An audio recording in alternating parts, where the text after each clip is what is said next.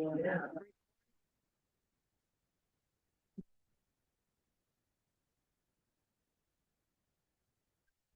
I feel like we should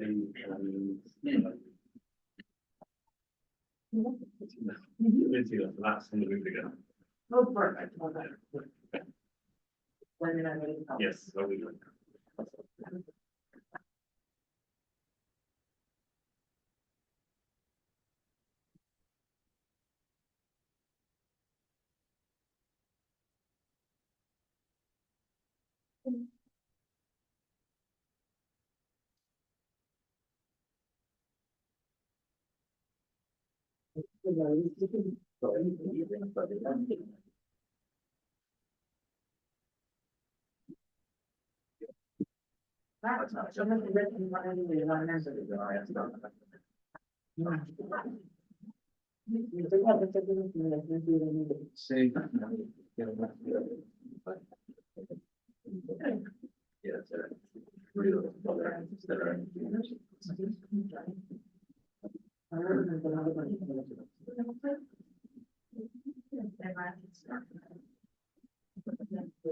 All right.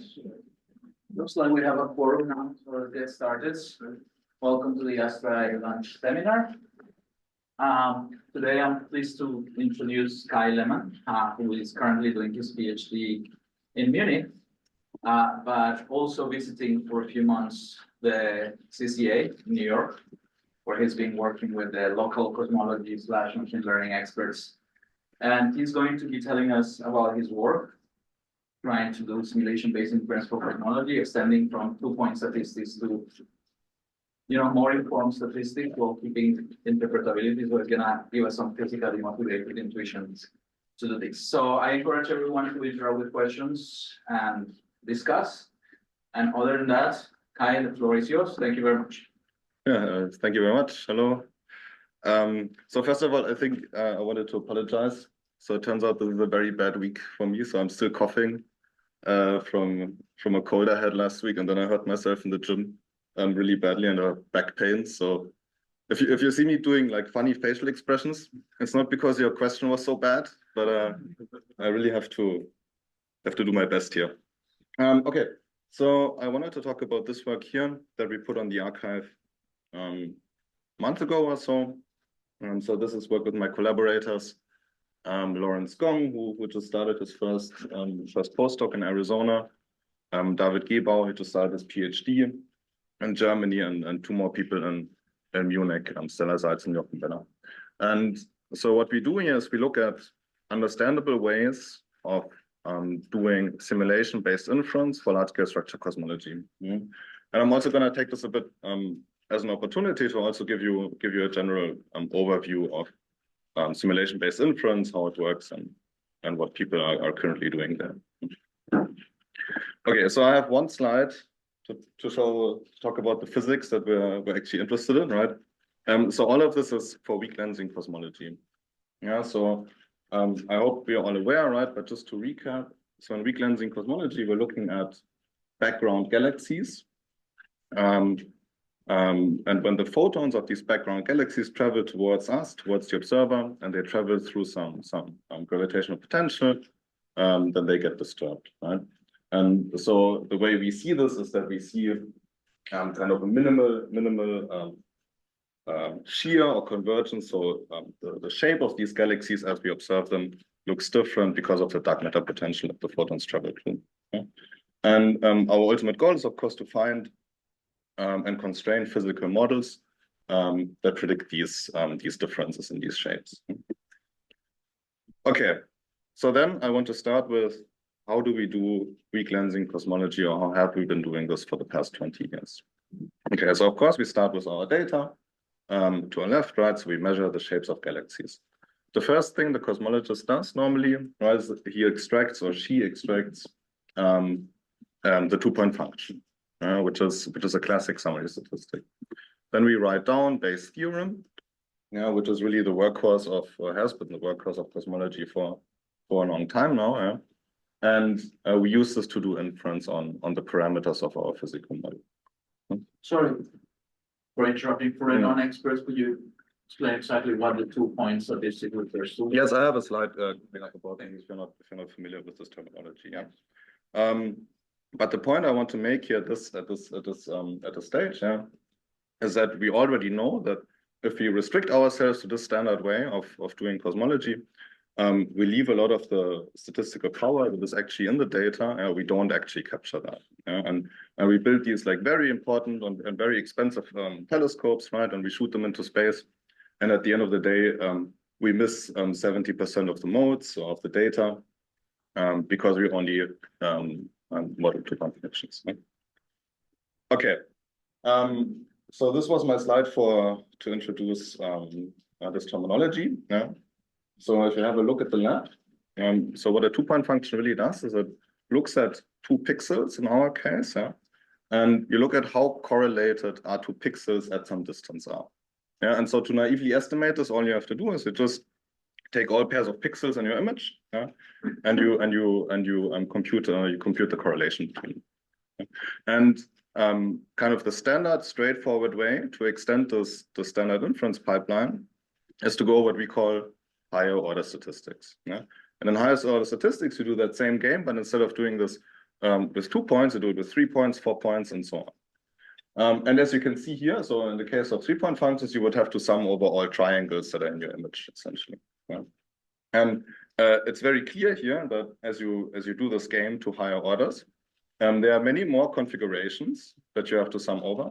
And so this gets intractable very, very quickly. Yeah? So past 4th order or so, this is no longer computationally really feasible for the purposes of inference. Okay, and there's one more thing I wanted to say before I really continue with my talk here, which is that all of this is, all of what I'm going to talk about today is kind of geared towards inference with summaries. Yeah, but there's a different thing that people have been doing in cosmology now very recently, which is that they don't just model summary statistics, but they actually model the field down to the pixel level. Yeah? And they do this by not only constraining some cosmological parameter state idea, but by also constraining the initial conditions of the field themselves. So really every voxel, so to say, in the early universe. And I just wanted to quickly give a comment on why we should even be doing standard summary statistics in the first place anymore.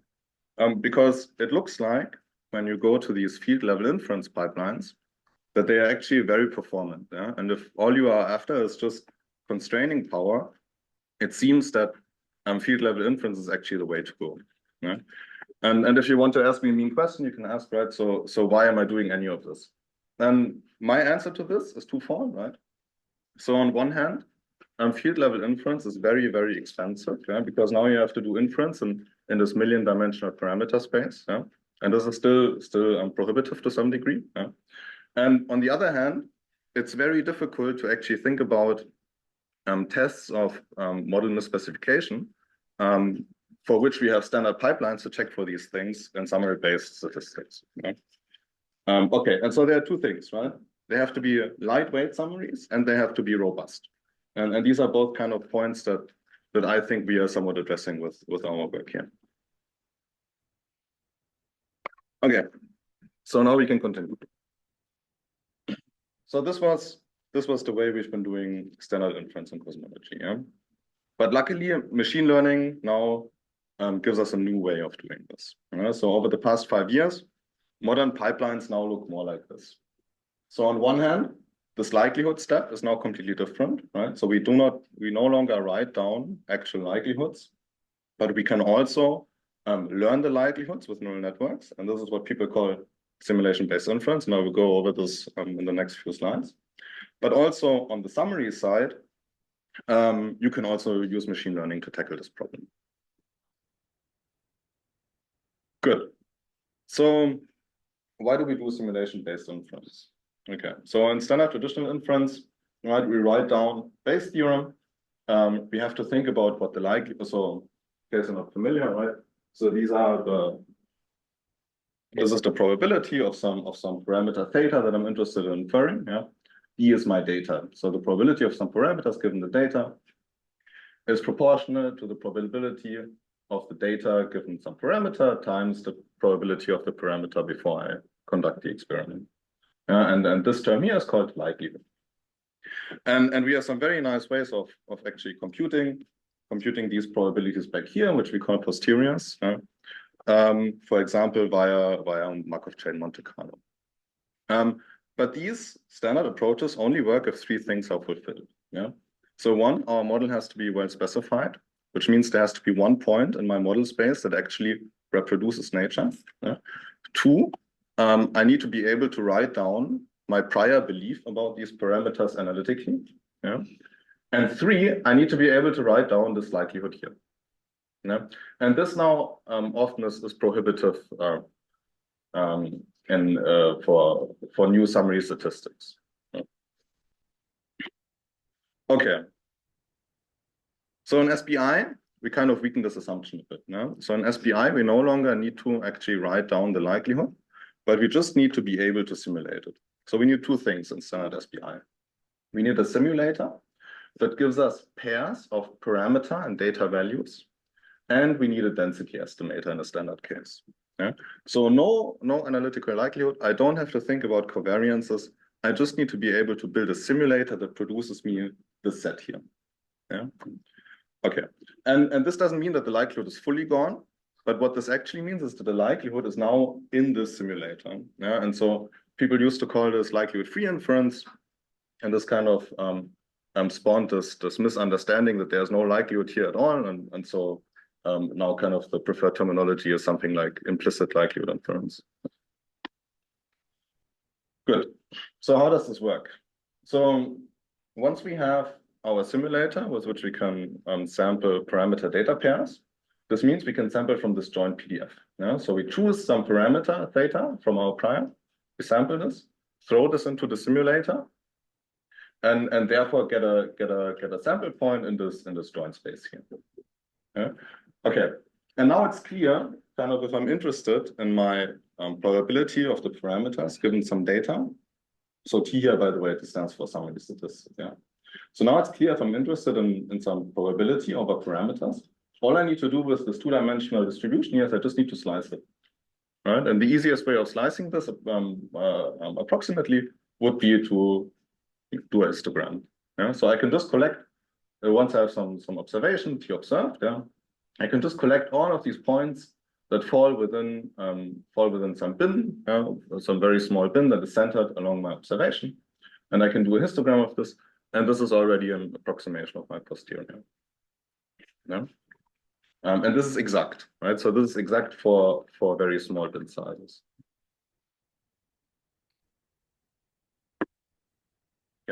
And all that now SBI really does in modern versions is it replaces this histogram. So instead of doing a histogram, which is very inefficient in high dimensions, right? Because in high dimensions, there would be very few points remaining in this histogram. So this is where I use neural networks and neural density estimators to estimate this histogram in a smart way. And alternatively, if you're interested in not the posterior directly, but you want to learn the likelihood, you do the same thing, but you flip the axes, right? So you just slice your this joint distribution along some parameter value, and this gives you an estimate of the likelihood, and you can use this to sample for the posterior. Okay, so the canonical way of now estimating these histograms or of slicing these distributions is to use what people call normalizing flows. So in a normalizing flow, you learn a distribution by actually learning the mapping back to some known standard distribution. So here, let's say X is distributed according to some distribution that I'm interested in fitting. What I want to learn is I want to learn this function f that takes me from some Gaussian-based distribution into this unknown distribution and backward. And when I think about this, of course, I have to write down standard change of variables from statistics, and you can write down kind of how to analytically write down this distribution given my base distribution. And here you can see already two things that we now have to enforce on our transformation. So A, we want it to be invertible, yeah, because we want to go back and forth. And B, we want this determinant here, this Jacobian, to be easily computable. And these are the two things we want to enforce in our neural network architecture. Okay, with a normalizing flow, this is done in the following way, or with a more slimmer class of what is called a masked autoregressive flow.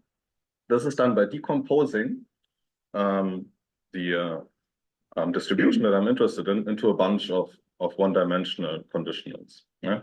So here, if I'm interested in modeling the likelihood, what I do is I decompose this into a product of a bunch of one-dimensional distributions that are only dependent on the I-1 dimensions that come before it. Yeah, and this is equivalent to writing down this transformation law here. Yeah, so I take samples from my data, and I apply this affine transformation with this mu and sigma function here. Yeah, and with this I generate samples from my base distribution. And now here mu and sigma are neural networks. Yeah? And they are parameterized in such a way that this autoregressive property is given. Yeah? So such that the ith outcome, the ith output dimension is only dependent on the I-1 input dimension, on input dimensions up to I-1. Yeah? Okay, so why would I like to parameterize this in this way? So we said we need two things, right? We need this to be invertible, and we need the Jacobian to be triangular. So this guy, of course, is easily invertible, right? If I now want to produce data samples, I can just invert this transformation. And on the other hand, by imposing this autoregressivity, the Jacobian is triangular. Yeah? And so getting the determinant is just multiplying the diagonal elements. Good. So one last thing.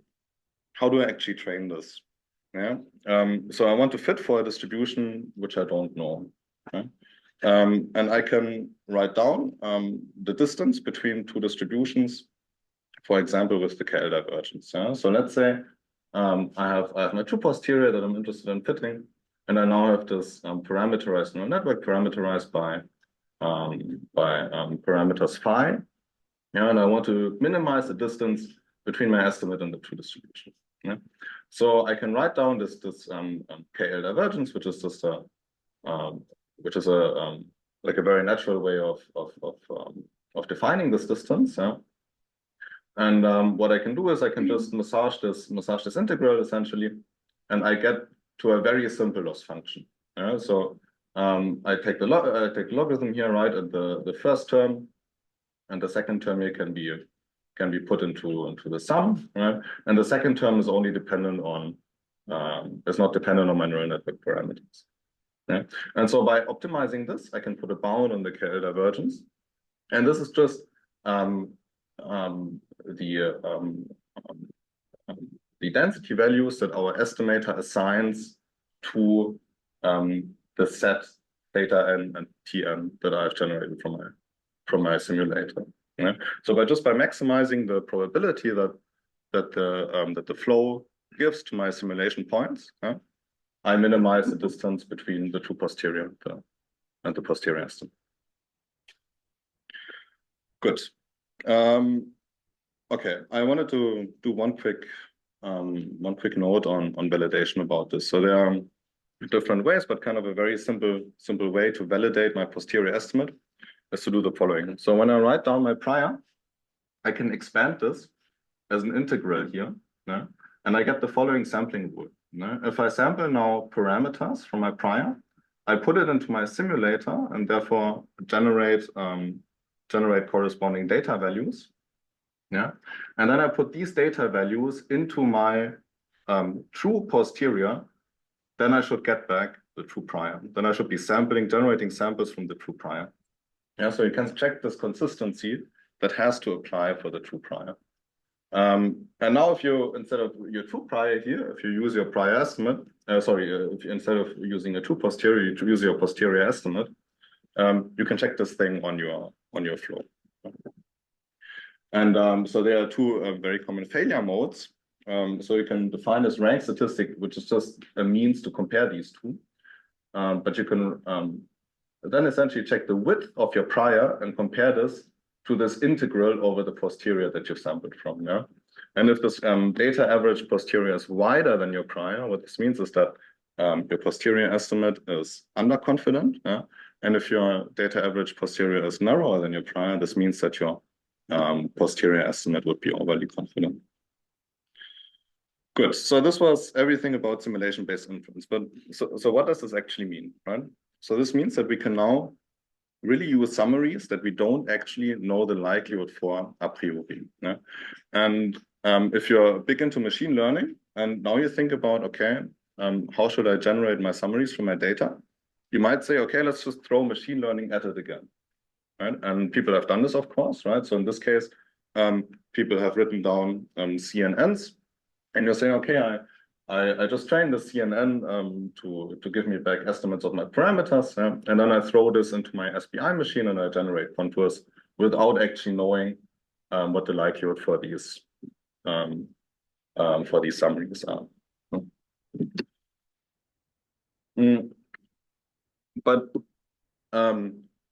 even more than this, right? This also now allows you to construct architectures which are very close to your data. Yeah. So, for example, if you have a catalog of galaxies, and this is some work of mine that I won't go into, but if you have some catalog of galaxies, this is very naturally represented as a graph, for example. Yeah. And so I can now also take the summary network as a graph neural network and use this to really get very efficient summaries for my problem.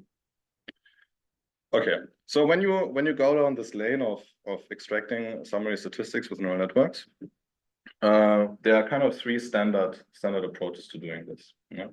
So one is to just train on a mean square error with respect to the input parameters. Yeah? So this is kind of the simplest thing you can do, but it's not clear why this would be a good summary, right? So this produces something, but it's not clear that this would be optimal in any. Something else that people have come up with, so this was work by Tom Charnock, is to instead estimate the Fisher matrix of my summary and maximize the Fisher matrix of my summary with respect to the parameters that I'm interested in.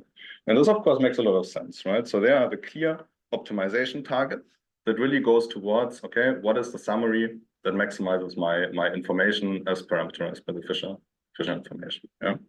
So the problem with this is that this relies on numerical derivatives and on explicit covariance estimation. And this actually ends up being very, very expensive to train. Okay, and so the approach that I personally like the most is to actually maximize what is called the mutual information between my summaries and my parameters. Yeah, so this is really an optimal summary in the sense, I mean, asymptotically an optimal summary in the sense that it maximizes this quantity. Now, how does this work? So you can write down the definition of the mutual information, which is the KL divergence between my, okay, so here I define a summary network H, yeah, parameterized by some neural network parameters lambda that acts on my data. Yeah? So what I can do is I can write down the KL divergence between the joint PDF of my parameters that I'm interested in and my summary that is generated, yeah, and the two marginal PDFs. Yeah, so this is the probability of my summary times the probability of my parameter. And there's some intuition behind this, right? So of course, let's say you have a completely uninformative summary, then you could take this joint PDF and just write it as a two marginal PDFs, right? Because the covariance would be zero essentially. So in the case where my summary statistic would be very uninformative, this would go towards zero. Yeah. Okay, and now again, you can write down, just write down the definition of the KL divergence and play around with this logarithm and with this integral. And you end up again separating this into two terms. One that is again dependent on my neural network parameters of my embedding network, or of my summary network. And one that is just a constant. So this is just something about the prime. Yeah. Okay, and if you've been listening to my talk closely enough, then you've seen this before. So this actually looks exactly like the standard objective which I have when I train SBI for my posterior.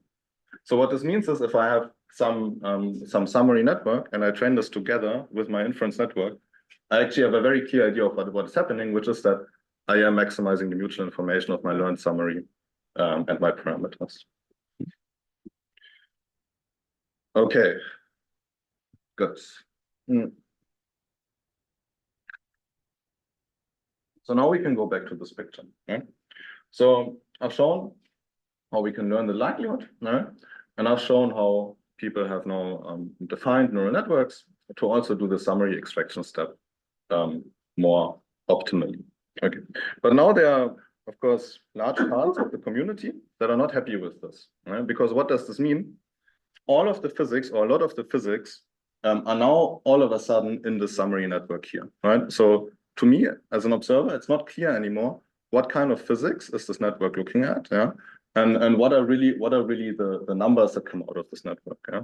And so you can ask yourself, is this really how we want to do physics or astrophysics in the future, by just giving everything to the neural network and say, oh, we maximize the mutual information, I'm sure it'll be okay.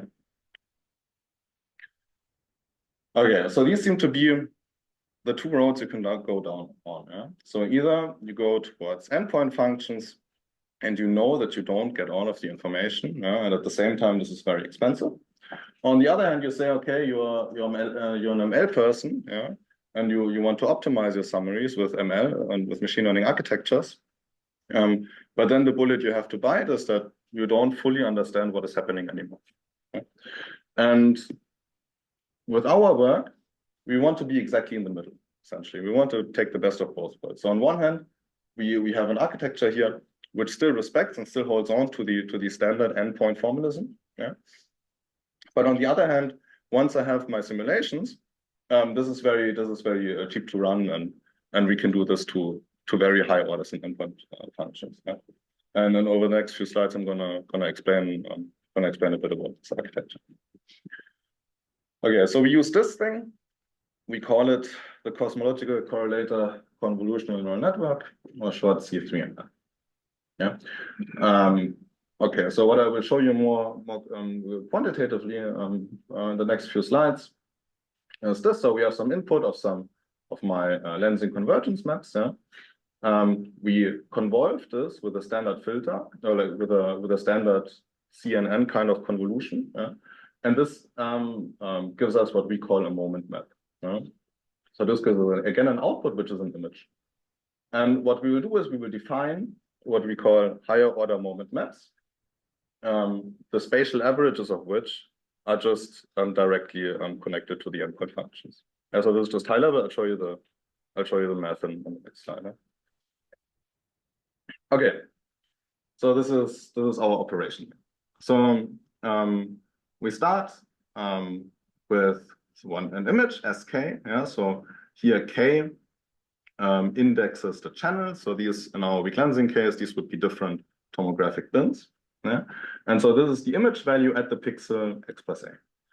W are the weights of my CNN that are learnable. Yeah? W, A here indexes the pixels of my weight matrix. Yeah? Alpha indexes the multiple filters I have. And then kind of in a standard CNN fashion, I just multiply over combinations of channels and pixels. And so this is just a standard CNN convolution. Okay, we do this only once. And then this is where we depart from the standard CNN. And what we do is we define to second order the second order moment map. How is this defined? So we just take again a pixel value, an input image pixel value at pixel x plus a1 at channel k prime. We multiply this. And we also multiply here the same weight matrix again, but at a different channel. Yeah? And we sum this up over all combinations of pixels and channels. Yeah? And then we also define what we call the moment, which is just the spatial average of this map here. Yeah? So this is still a 2x2, sorry, a two-dimensional image. Wait, but so before you do that, those other filters have no physics to begin with, right? You're going to just train them. But exactly. So we constrain them a bit more, but I haven't talked about this yet. But these are just learnable CNN filters up until now. Okay, so why do we make this this definition? And this is where the magic happens here. So first line, I just write down what I just defined. So here again, W's are the weight matrices I learned, yeah, and S are the image values. Yeah? So what I can do is I can exchange these two sums and take the sum here all the way to the right side. And now all of a sudden I end up with a sum over filter pixels, yeah, with the value of the image at x plus a times the value of the image at x plus a1. Yeah, so if this is my image, I take this pixel here at x plus a and this pixel at x plus a1, and I multiply the two. And this is just the exact definition of a two-point function estimator in cosmology. Yeah, at some distance r between those two, right? So I then take a1 and a and I redefine this as r, and this is just a two-point function estimator. Sorry, one more question. I still think I don't understand. So you did it after the first filters, or you did this at the same time, like adding this in your loss function or something? Do you have Okay, so a regularization or is a second layer? okay, so actually, so what we actually do is we use a recursion relation to, okay, we convolve once to get one map, and then we use a recursion relation that I haven't shown yet, that I will show in 2 slides. Given this first order map to create or construct the higher order ones, but we do one standard convolution. Okay, good. Good. So what does this mean? Yeah. So this means that our output from our neural network at second order is just this sum over a standard two-point function estimator weighted by some weights that I learned. Yeah. So this is really analytically directly it gives me an integral over my two-point function. Right? And at second order, maybe you're not super impressed with this yet, but we can do this at nth order. Right? So we can define these things. We can define these things to nth order, and you can show that at each order you are connected to the naive estimators of that endpoint function. Okay. So now coming back to what you just asked me. So we don't actually compute these maps in this way at every order on its own, but you can show that these moment maps are connected by this recursion relation, such that we can construct the higher order maps from the lower order moment maps. Yeah, so for the first or zeroth order moment map, we just convolve once, and then we input this here into this recursion relation and go up to nth order. Okay, concerning the filters, so the only thing we do with our filters is we force them to be rotationally invariant to essentially encode cosmological principle. Yeah, so this should be statistically isotropic. Yeah? Good. And the nice thing about this architecture is that some of these hyperparameters now also have a physical meaning. So for example, we can choose the size of these filters, yeah? And because we only do one convolution, the size of the filter directly tells me what is the largest scale that I'm sensitive to. Yeah? And equally, the amount of filters that I choose tells me how many scales can I pick up on. Yeah? Because one filter can only learn a certain number of scales. Okay, so I wanted to be explicit about this again, right? So we have a lot of control here in this architecture over what actually happens. So of course we show that I just show you that these are essentially integrated two-point function or integrated endpoint functions. Yeah, and so we can really pick out, okay, how much information would be now, for example, only in this version of a three-point function, or in this version of an integrated three-point function. We can set the largest scales, which you cannot do in a simple CNN because normally you would convolve again, right? And we can also have a look at the filters afterwards and see what configurations does the network actually pick up on. Yeah? And on the other hand, the smallest scales are set by the pixel size, of course, and we include this isotropy. So with respect to that comment that you cannot set the scale if you do multiple convolutions, in principle, you can always go back to what's the response. Okay, sure, yeah. Few layers back, right? But I You're guess right. It's more computation, but you could in principle do it. You're right, but I think it would be difficult to set this a priori, right? I mean, it's not trivial, right? So I can just say, oh, my filter is this large, but if you convolve multiple times, you really have to be careful, kind of do you do some pooling or something like this? And how do your maps look like after each convolution operation? Yeah. And just to set the context, is it fair to say that each of these filters you apply, each of them is the first point that you're trying to make here. Each of them is kind of an endpoint summary that you're creating in the image. You're creating multiple of those summaries. Exactly. Yeah. So I'm creating multiple. Okay. So for each, so I have two numbers I can choose: the number of filters I use, and the order of this machinery I go up in. And for each filter, I create one number essentially at each order. So I can have 4 filters at second order, yeah, which means I have 4 output numbers. I can have 4 filters at third order, which means I have 8 output numbers, right? 8 at third order and 8 at second order. 4 at third order and 4 at second order. That makes sense. That sounds like it still gives you a lot of free parameters to choose from, since you can choose those two. Yeah, to some degree, you have hyperparameters in this sense. Yeah. So you'll end up with some sort of optimization of those in order to get your final constraints. Yeah. So the way we interpret this, as I said, the amount of filters we choose, we interpret this as the resolution of scales we have, or the amount of scales we can pick up on. And what we do in practice here is at each order, we add filters and we see if the prediction of the neural network gets better or not. Right, and what we actually see is that when we go to higher order, we also need more filters, which makes sense because there can be more configurations that are important at higher order. Right?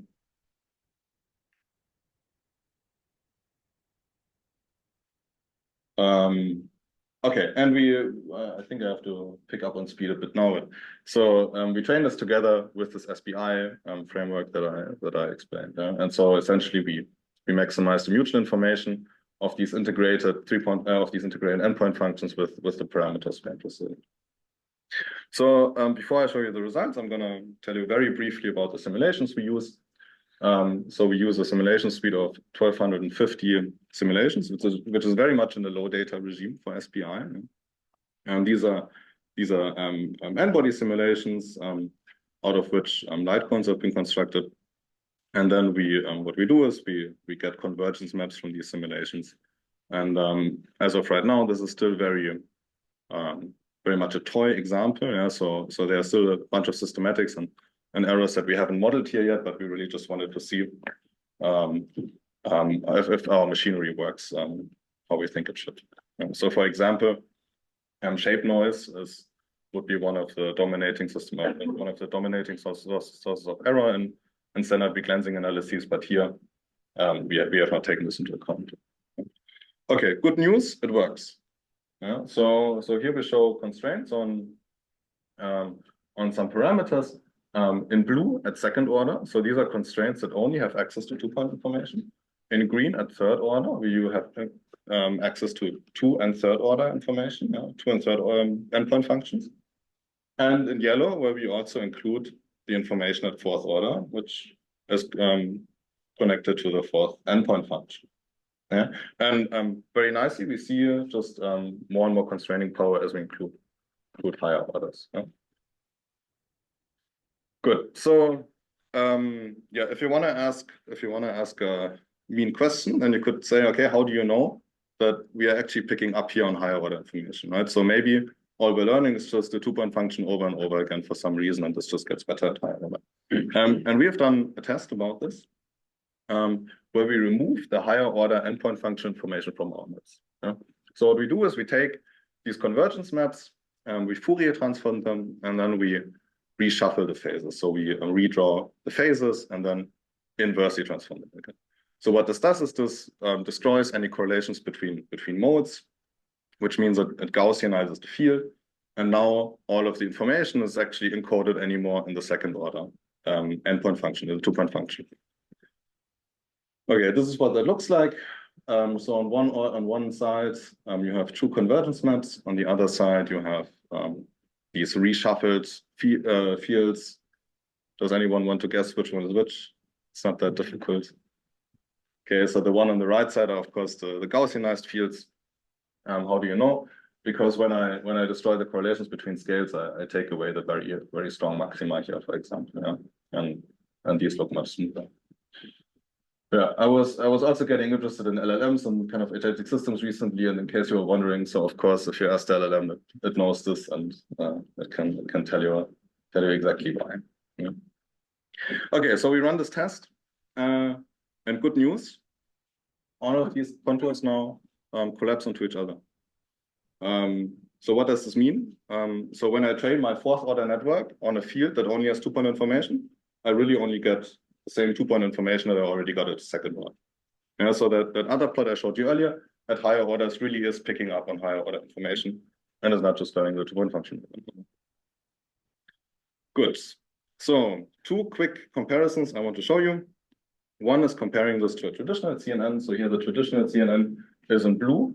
So we see that we are somewhat outperformed by the traditional CNN, but we're in the same ballpark. Yeah? And we are actually pretty happy with this result.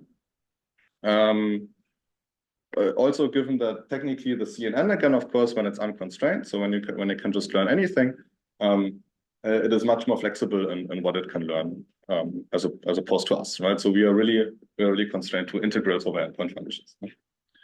Okay, this is where the good news stop.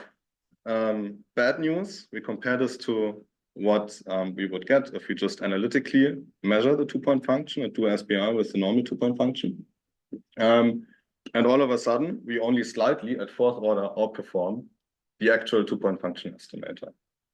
Yeah, so here the 2-point function is in purple, and we are to fourth order in yellow. And so we were asking what's going on. We think there are 2 possible explanations for this. One is just the constraints of our architecture. Yeah, so maybe we are just too restrictive. On the other hand, something that could be the issue here is just the lack of training data, right? I also already alluded to this earlier, that we are very much in the low training data regime.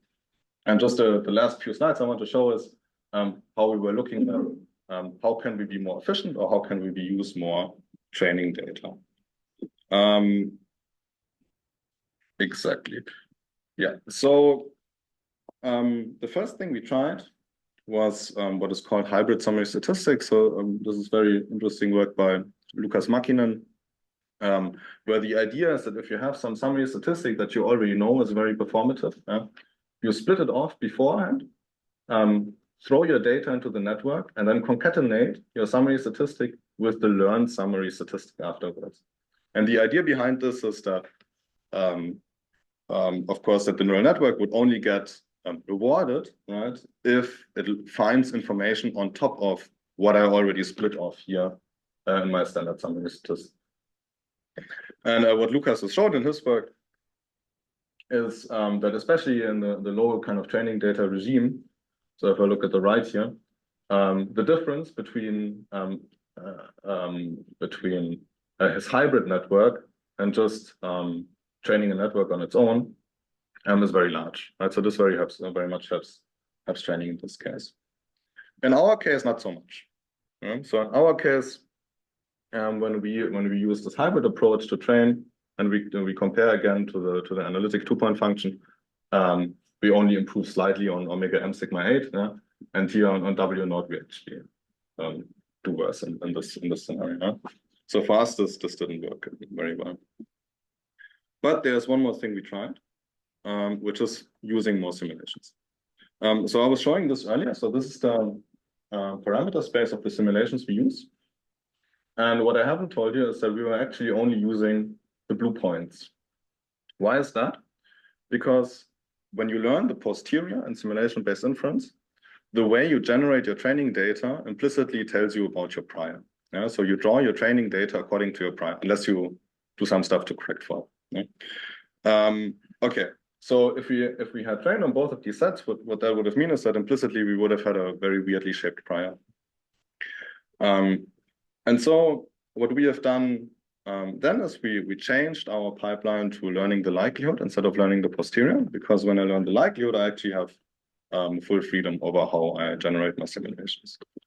And when I use the likelihood, or when I train to predict the likelihood instead of the posterior, we find very small very strong increase in performance.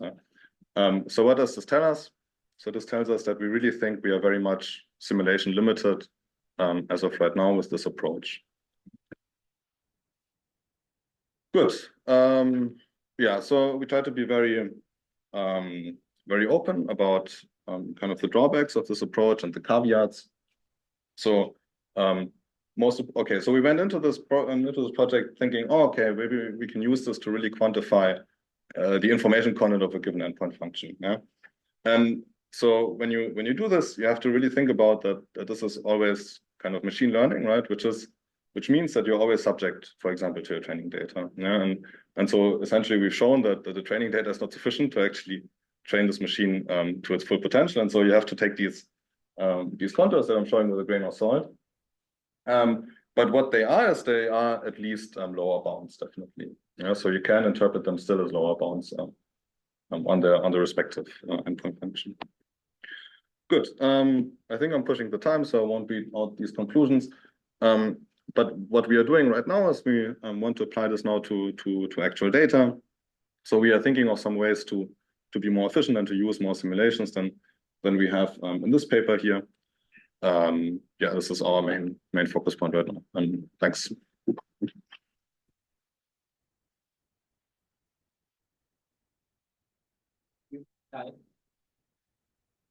Questions, comments?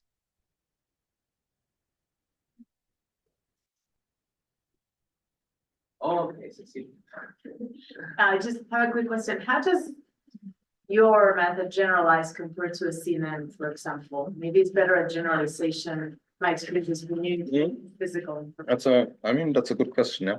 So we haven't checked with so it depends a bit on what you mean with generalization. When you're thinking about model misspecification, so this I think this is what you're alluding to. So this we haven't checked. But yeah, this is definitely, I think, would be very interesting to think about, that this might be more robust to the specifications of my model, essentially, right? This is also when you go to one of my early slides, what you should think about throughout this talk, right? Lightweight and robust. So this goes in that direction. Yeah? Especially when you're into data. Exactly, especially when I'm going to data. And there, of course, I want a very good control over scales. Right, so this is, I think, also very important.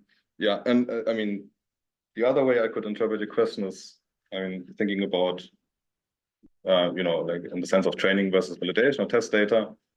I mean, there we always look at the test set, of course, right? So.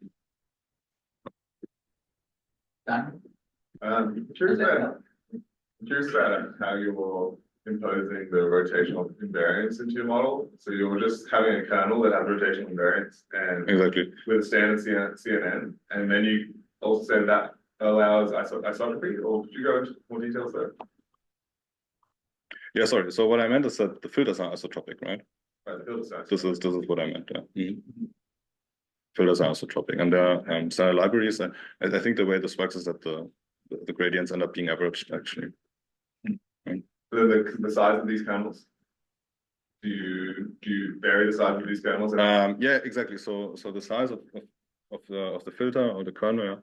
So as I said, this has some physical meaning, right? So the larger scale of this, so the size of the sky, tells me really about the larger scale I can pick up on. And so what we did in this case is we increased it until we didn't find any improvement anymore. Helen? Thanks, Pat, for a great talk. Really exciting work.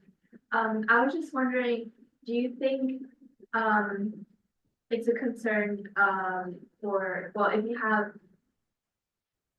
is there a concern that the shapes of the filters can introduce artifacts, artificial higher correlations after you perform this discrete convolution? Like I'm imagining, I don't know, some of your boundary effects that come up because of this filtering operation.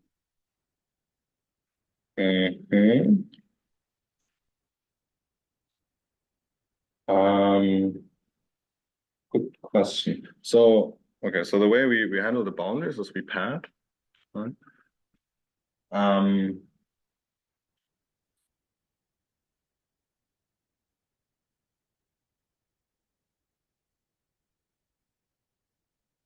Yeah, that's a good question. I think what you could always say, right, is that whatever I learn here, essentially, I can test, right? So if I am picking up on something weird from the boundary, I would be able to test for that, right? So then if I move to a different simulation, this would no longer be there. But I think this is a good point actually. It's interesting. So you have a topic for your conversation later today. Maybe I'll ask you a little bit about something you went by very quickly, which was your experimentation with the LLMs. So what exactly did you do and what did you get and what model do you use? Yeah, okay, so this was, I mean, I'm not sure you can call it as much of an experiment. So I just gave it this plot and I asked it which one is which one is the true convergence map and which one is the Gaussianized one. And I was just interested in how it would fit, right? I think this was GPT 5.3 or so some time ago. But yeah, it worked. This was and also it gave me exactly the reasons I was looking for, right? We tried asking it for the actual posteriors of the parameters. See if you get anything. Yeah, I don't think that would have worked. I mean, yeah, I don't think you can ask the LLM to just give you a posterior, right? But I mean, what you could do is you could set up an agentic system, right? Give it the tools it needs. Let it write code, execute code, to do statistical inference. Yes. I think then where this would fail is that it doesn't have the simulations, right? So it would also have to run simulations, and now it's a huge project. It seems a bit too large for an LLM to handle on its own. But so this was not a systematic experiment. It was just no. This was just a fun thing I wanted to show. So kind of on that same, since you're talking about LLMs, I mean, have you thought about instead of using a CNN, using simply a vision transformer that might be able to tokenize as very vectors, Yeah, spaces, good. things like that? No, good idea. Is it on my conclusion slide? That's one of the things we've been wanting to look at. Okay, it's not on the conclusion slide. You have to believe me. And this was one of the things we wanted to look into. Yeah, exactly. Can we replace the CNN with a transformer, and still get the analytic understanding essentially of the summaries that we have. This is very much something we're looking into. In that case, you're going to need more data, right? Yeah, sure. Removing the adjunctive bias, you're going to have, if you're really data constrained. Yeah, but I mean, there are always things you can do. Right? I mean, so something that I'm really interested in is so there are now people working on multi-fidelity learning, right? Where you have some set of like high fidelity simulations that you can only run a few of, but then you have many kind of low fidelity simulations, and there are ways of combining this to be also more efficient in your training, right? So yeah, so this issue of low training data is always kind of there, but I think there are a lot of things you can attempt to do there to mitigate this. So it's not clear to me that it would be impossible to go to a transformer with the computational budget that Astro departments have.